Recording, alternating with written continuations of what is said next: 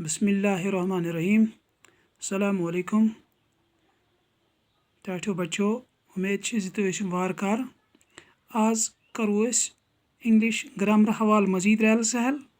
आज फोर्थ तो फिफ्थ बे एक फिर जॉइंट क्लास। अत मज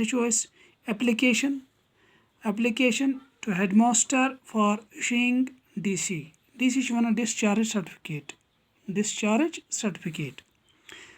यानी हेडमास्टर दरखास्त एप्लीकेशन लिखी मे कोर 5वीं जमात इम्तिहान पास। वन मे नयस स्कूलस मज चूँकि प्राइमरी स्कूलस मज कोर मे 5वीं जमात एग्जाम पास। वह मे नयस स्कूलस मज दाखिल नीन अम बापत दियो मे DC यानी डिस्चार्ज सर्टिफिकेट। बह पर the headmaster government PS means primary school Kumar मोहल्ला चेकिनतुन लिखिस तुम पाने। Sir, I have passed my 5th primary examination through your school.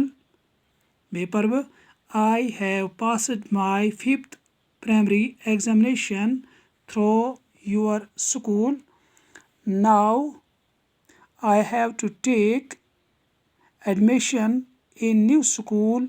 Please issue me my DC means discharge certificate so I can get admission in time. ताकि बस निम बर वक्त नई school मज दाखिल कह टाइम जाय करन बगैर। Yours faithfully। अत लिखियो तुम नेम, क्लास, रोल नंबर बे डेट। इत पे आज हेडमास्टर साहब नाव एप्लीकेशन फॉर इशूइंग DC।